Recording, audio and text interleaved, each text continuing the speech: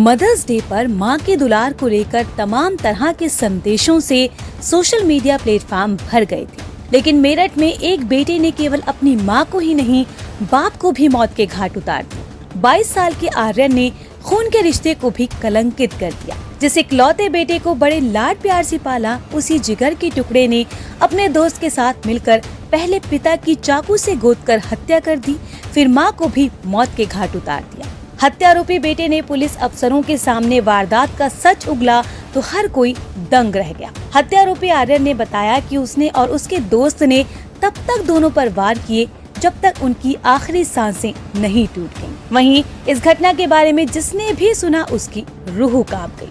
लहूलुहान कमरे की हालत देखकर हर किसी के मन में सिर्फ एक ही सवाल था कि आखिर अपना ही बेटा ऐसा कैसे कर सकता है। ये सवाल लोगों के मन में बार बार आता रहा और मन में अजीब सी दहशत भी रही। इस दंपति हत्याकांड का खुलासा होने के बाद पुलिस ने आरोपी बेटे और उसके दोस्त को हिरासत में ले लिया है।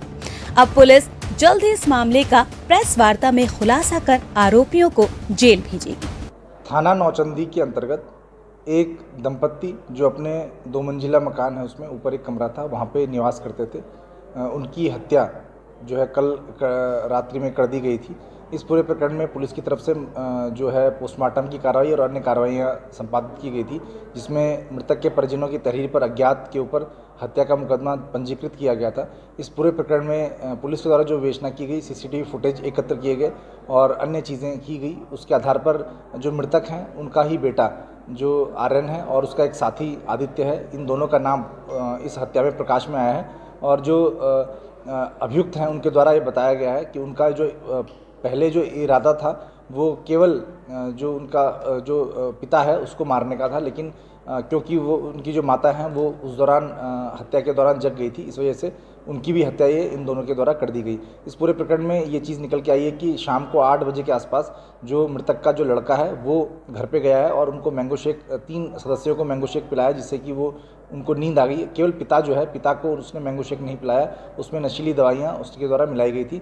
और रात्रि को फिर 11:30 बजे के आसपास ये जो है वो घर पे आया है और घर पे आकर इसने अपने पिता की हत्या की और उस दौरान जो माँ है वो जग गई और फिर दोनों की इन्होंने हत्या करके और यहाँ से ये गुड़गांव फरार हो गए। वहीं आर्यन के जेल जाने के बाद परिवार में सिर्फ पोती और दादा दादी ही रह जाएंगे। फिलहाल आर्यन की बहन का रो रो कर बुरा हाल है और वो बार बार बेहोश हो रही है। दिल्ली में सरिया फैक्ट्री में काम करने वाले प्रमोद कर्णवाल और उनकी पत्नी ममता ने आर्यन को लेकर हजारों सपने देखे होंगे, लेकिन उसी बेटे ने अपने माँ बाप की जिंदगी को छीन लिया। हैरान करने वाली बात तो यह है कि इस दिल दहला देने वाली वारदात को अंजाम देने के बाद भी आर्यन के चेहरे पर कोई अफसोस नहीं नजर आया। जिन हाथों से आर्यन ने अपने माँ बाप का खून बहाया, उन्हीं से मंगलवार को मुखाग्नि। दिन भर वो तबीयत खराब का नाटक करता रहा, कभी बिलखता तो कभी खामोश हो जाता। उसे अपने किए पर रत्ती भर भी अफसोस नहीं था। इस बात का अंदाजा इससे लगाया जा सकता है कि वो बुआ और दादी को ढांढस बंधाता रहा कि तुम ऐसा करोगे तो मेरा क्या होगा। प्रमोद और ममता का 22 वर्षीय बेटा आर्यन मेरठ कॉलेज से बीएससी कंप्यूटर साइंस कर रहा है। आर्यन गुरुग्राम में कॉल सेंटर में जॉब कर रहा था। 1 महीने पहले ही उसकी नई जॉब लगी थी। शनिवार को आर्यन मेरठ आया था, वो तब से यहीं पर था। रात को उसने बहन कनिष्का को फोन करके कहा कि वो गुरुग्राम आ रहा है। इसके बाद आर्यन स्कूटी से सुबह 4 बजे गुरुग्राम पहुंचा। वो अपनी बहन के साथ ही रहता है, लेकिन सोमवार को उसने कहा कि वो दोस्त के साथ रुक रहा है। ममता मंगलवार को स्कूल नहीं पहुंची तो स्कूल से स्टाफ ने उनको फोन किया। उनका फोन नहीं मिला तो बेटी कनिष्का के मोबाइल पर कॉल की। कनिष्का ने माता पिता के मोबाइल पर फोन मिलाया तो कोई जवाब नहीं मिला। इस पर उसने आर्यन से बात की।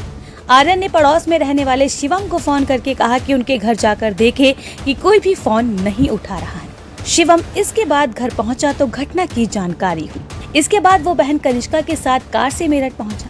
माता पिता के शव देखकर वो उल्टी करने लगा, कहने लगा कि ये किसने कर दिया। फॉरेंसिक टीम ने तलाशी ली तो प्रमोद के पिता नरेंद्र के बेड के पास 2 सर्जिकल ग्लव्स रखे मिले। ये ग्लव्स खोले नहीं गए।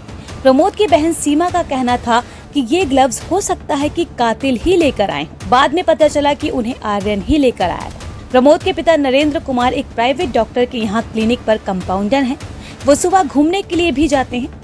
ऐसे में रोज जल्दी उठ जाते हैं, लेकिन मंगलवार को वो उठ नहीं पाए। बदहवासी की हालत में रहे। प्रमोद की माता विनोद बाला भी समय से नहीं उठ पाई। ऐसे में पुलिस को लगा कि कहीं उनको कोई नशीला पदार्थ तो नहीं दिया गया। पुलिस ने घर में तलाशी ली लेकिन कहीं कुछ नहीं मिला। विनोद बाला ने बताया कि रात को खाना खाने के बाद वो दोनों सो गए थे। इसके बाद क्या हुआ उनको कुछ नहीं मालूम। पुलिस का शक इसके बाद से ही आर्यन पर गहरा गया था कि कोई घर का ही खाने की चीज में नशीला पदार्थ मिला सकता है। आखिर बाद में यही सच निकला। पुलिस के मुताबिक आर्यन के पिता प्रमोद उसकी मां ममता से आए दिन मारपीट करते थे, इसलिए वो अपने पिता को मारना चाहता था। जब वो पिता की हत्या कर रहा था तब उसकी मां भी नींद से जाग गई और उसने राज खुल जाने के डर से अपनी मां का भी बेरहमी से कत्ल कर दिया।